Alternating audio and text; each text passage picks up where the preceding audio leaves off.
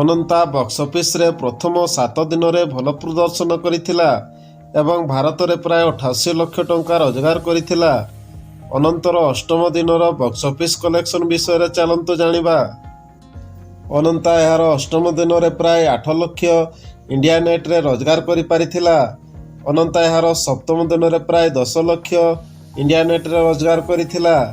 Ananta box ଅଫିସରେ ଭଲ ପ୍ରଦର୍ଶନ କରିଥିଲା ଏବଂ ଏହାର ଷଷ୍ଠ ଦିନରେ ଭାରତରେ ପ୍ରାୟ 9 ଲକ୍ଷ ନେଟ୍ ରୋଜଗାର କରିଥିଲା। ଅନନ୍ତା ବକ୍ସ ଅଫିସରେ ଭଲ ପ୍ରଦର୍ଶନ କରିଥିଲା ଏବଂ ପଞ୍ଚମ ଦିନରେ ଭାରତରେ ପ୍ରାୟ 16 ଲକ୍ଷ ନେଟ୍ ରୋଜଗାର କରିଥିଲା। ଚତୁର୍ଥ ଦିନରେ ଭାରତରେ ପ୍ରାୟ 27 ଲକ୍ଷ ନେଟ୍ ରୋଜଗାର କରିଥିଲା। ତୃତୀୟ ଦିନରେ ଭାରତରେ ପ୍ରାୟ 17 ଲକ୍ଷ ନେଟ୍ ରୋଜଗାର। ଏହା 3 ଦିନର ମୋଟ ନେଟ୍ ସଂଗ୍ରହକୁ 26 ଲକ୍ଷକୁ ପହଞ୍ଚାଇଛି। ଅନନ୍ତା ଓଡ଼ିଆ ଚଳଚ୍ଚିତ୍ରର ଅଷ୍ଟମ ଦିନିକିଆ ବକ୍ସ ଅଫିସ କଲେକ୍ସନ।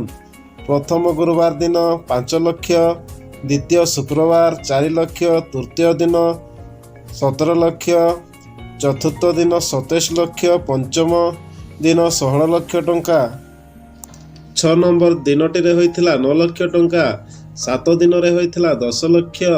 ମୋଟ 6 ଦିନର ରୋଜଗାର ହୋଇଥିଲା 78 ଲକ୍ଷ। ମୋଟ 7 ଦିନରେ ହେଲା 88 ଲକ୍ଷ। ମୋଟ 8 ଦିନର ରୋଜଗାର ହେଲା 96 ଲକ୍ଷ ଟଙ୍କା। ଏହି ଚଳଚ୍ଚିତ୍ରରେ ନିର୍ଦ୍ଦେଶକ ଥିଲେ ସବ୍ୟସାଚୀ ମହାପାତ୍ର, କୁମାର ସି ଦେବ ମହାପାତ୍ର।